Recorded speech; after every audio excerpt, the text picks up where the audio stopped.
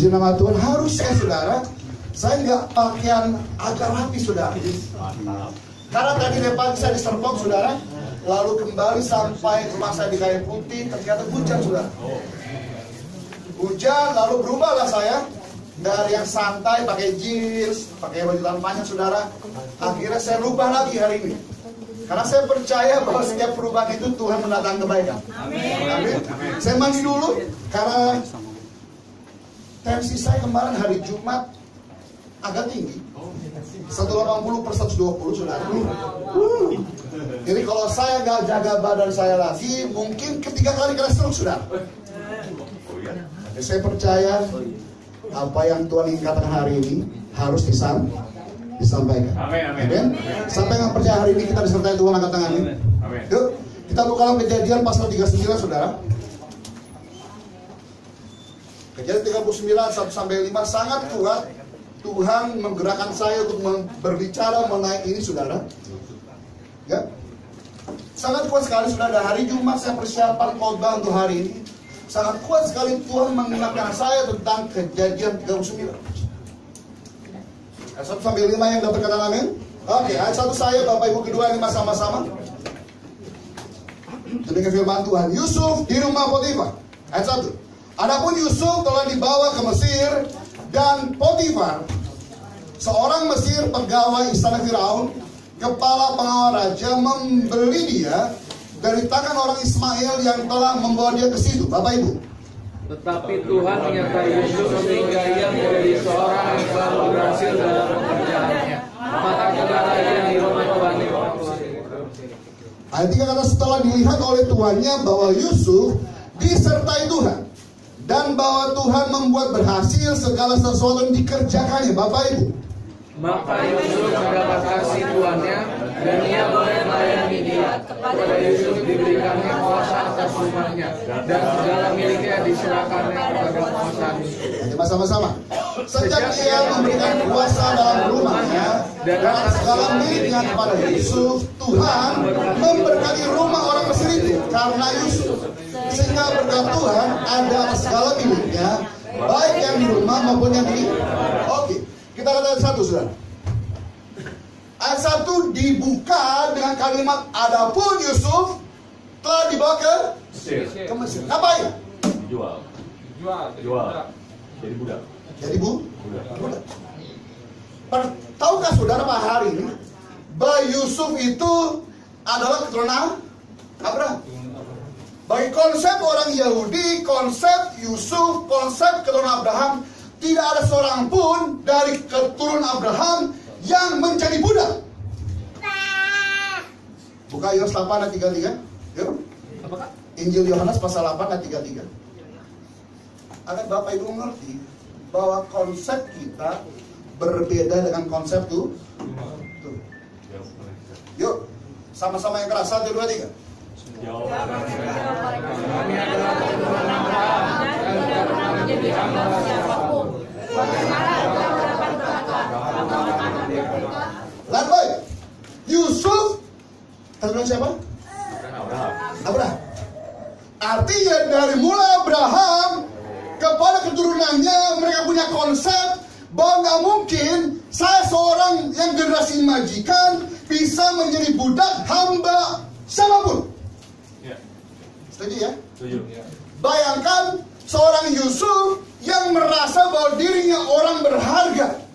Tiba-tiba Tuhan membawa Yusuf ke Mesir.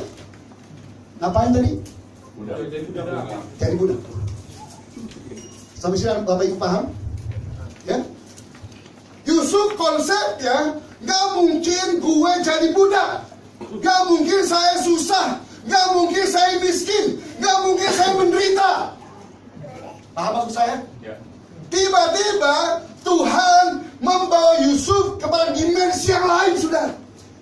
Yaitu dimensi bagaimana dia mengalami proses Tuhan direndahkan oleh orang lain. Paham maksud saya? Artinya seorang yang merasa gue generasi hebat loh, saya generasi unggul, saya generasi majikan, gue orang sukses loh. Tiba-tiba Tuhan membuat Yusuf tidak punya harga diri. Amin. Terus salah Tuhan. Seringkali jalan manusia Bapak Ibu itu berbeda dengan jalan Tuhan, saudara. Saya percaya doa Bapak Ibu didengar dan jawab Tuhan. Amin. Amin. Tapi seringkali saudara punya program, punya perencanaan. Alkitab katakan jalanmu Bukan jalan Tuhan. bukan jalanku, kata Tuhan. Rancanganmu bukan. Kalau Bapak Ibu ada proses Yusuf, Bapak Ibu sangat-sangat gak dihargai, sangat-sangat direndahkan, saudara. Saya boleh panggil kawan saya dulu, sahabat saya. Ayo, Pastor Daniel, ya. Ini saya kenal dengan dia ini sejak masih sekolah minggu, saudara, mungkin generasi remaja, saudara. Bukan muridnya, Pak. Hah? Bukan muridnya. Bukan murid. Jadi saya masuk gereja lama, dia pun di gereja lama. Saya kenal dia dari remaja sampai dewasa, sampai sekolah teologi, hamba Tuhan, saudara. Saya tahu prosesnya, saudara. Tahu tiba-tiba saya lihat di Instagramnya Pastor Sandy, sahabat saya di sini loh. Ya, lihat baik, saudara. Yusuf, seorang apa tadi? Budak. Alkitab katakan Potifar membeli Yusuf di mana? Mesir. Amin. Yusuf dari dikucilkan saudaranya dibuang ke sumur. Berpikir selesai masalahnya. Ternyata tidak. Sampai kemana? Pasar budak. Saya pembeli budak. Ketika saya membeli budak, yang pertama kali saya lihat adalah fisiknya, saudara. Nggak boleh kurus. Ya? Sesuai ya? Oke. Yang kedua Bapak Ibu, ketika saya membeli budak, saya lihat kesehatannya. Saya periksa telinganya, saya periksa matanya. Nah, saya periksa giginya, saudara. Nggak boleh tanggal, nggak boleh patah. Seperti saya memeriksa daging korban. Ngerti maksudnya ya? Ketika saya beli kambing, saya periksa Bapak Ibu. Belum selesai Bapak Ibu. Ternyata yang terakhir saya periksa adalah saya periksa Bapak Ibu kemaluannya. Serius Bapak Ibu. Saya telanjang budaknya, saya lihat. Bapak Ibu, saya lihat kemaluannya. Dari buahnya, dari bentuknya, saya lihat dulu, saudara. Apakah dia sehat atau tidak? Ada maksud saya? Ya, sesuai. Lalu Potifar beli. Setuju ya? Artinya di mata Potifar, Yusuf sudah tidak berharga. Itu maksud saya. Di mata Tuhan pun sama. Harusnya Bapak Ibu dan saya nggak berharga di mata orang lain. Setuju ya? Tapi karena belas kasih Tuhan, lalu Tuhan punya rencana yang jauh lebih indah untuk Yusuf. Dia dijumpai dengan siapa? Potifar. Ya, di mata Yusuf, gila ya, gue kan generasi hebat. Gila, gue dipermalukan loh. Sampai saya telanjangin. Nanti maksud saya, sampai saya diraba-raba, dicama-cama, saudara. Gak punya harga diri lagi. Lagi Mas. Oke. Sampai sih Bapak Ibu udah poinnya. Saudara harusnya gak berharga di mata Tuhan. Gak berharga di mata siapapun juga. Karena belas kasih Tuhan, saudara saya mendapatkan kasih karunia Tuhan. Amin. Yes. Yang amin berikan tepuk tangan begitu. Oh, Bapak Ibu, seringkali kita memandang, gila ya, gue direndahin. Bu, Pak, saya lagi menangani seorang pengusaha. Lalu pengusaha bangkrut total. Terus dalam usaha bisnisnya ada meninggalkan hutang. Gak terlalu besar, saudara, hanya 40 juta. Dan 40 juta itu uangnya stuck di perusahaan, saudara, karena perusahaannya keuangannya diblok oleh bank, saudara. Alhasil kawan saya yang punya hutang, saya dikejar-kejar, saudara, karena merasa bahwa teman yang bisnis itu orang non Kristen, saudara. Lalu ditanya sama saya, Bin, apa yang lo ngomong dengan dia, cerita sama gue dong. Saya bilang ini, gak bisa. Konseling tidak boleh diberitahukan pada orang lain. Setuju ya? Hasil dari pelayanan konseling orang lain nggak boleh tahu. Yang cukup tahu saya, dia dan Tuhan. Benar ya?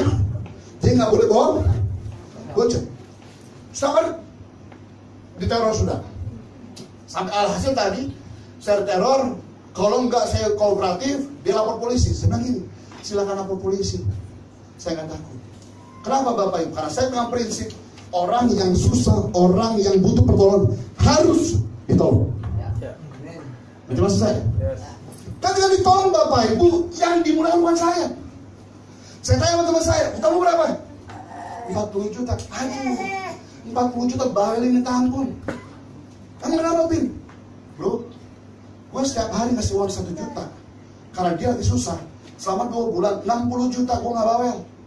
Kenapa? Karena saya percaya bahwa teman saya sanggup dipulihkan Tuhan. Nanti mas saya.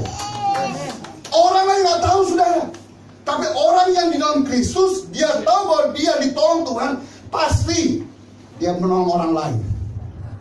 Kalau telah mendapatkan belas kasihan Tuhan, dia pasti punya kasih pada orang lain. Amin. Lanjut Bapak Ibu. 39 ada 1 kejadian. Balik klik. Adapun Yusuf telah dibawa ke Mesir dan Potifar, saudara. Siapa Potifar? Pegawai Israel Firaun. Dia kepala pengawal raja. Dia panglima TNI, saudara.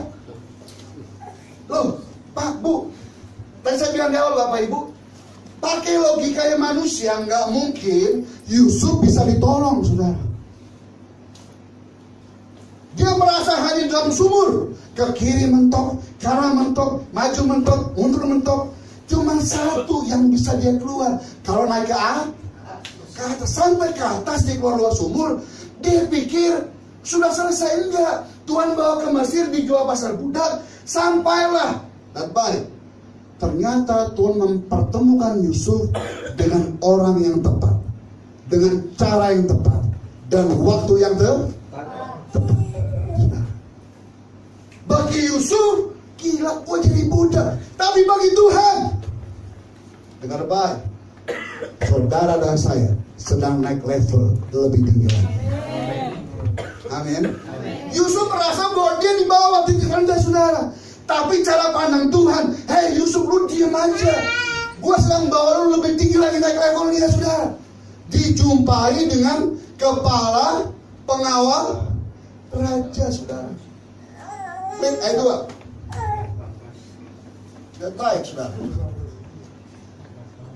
Apakah saudara yakin hari ini bahwa saudara saya disertai Tuhan? Amin. Yang percaya angkat tangannya. Ya, saya percaya. Yang nggak percaya nggak usah angkat tangan, bersama malu-malu saudara. Halo. Kalau saudara percaya hari sertai Tuhan, saudara, nggak ada kata keluh kesah lagi hari ini. Amin. Yusuf, proses itu membuat dia sadar dia nggak bisa mengeluh sama Tuhan. Kau bayangkan Bapak Ibu jadi Yusuf hari ini deh. Ya, kalau baca Alkitab tuh jangan setengah-setengah. Lo Bapak Ibu mulai fragmentalkan, mulai menggambarkan saudara jadi Yusuf hari ini.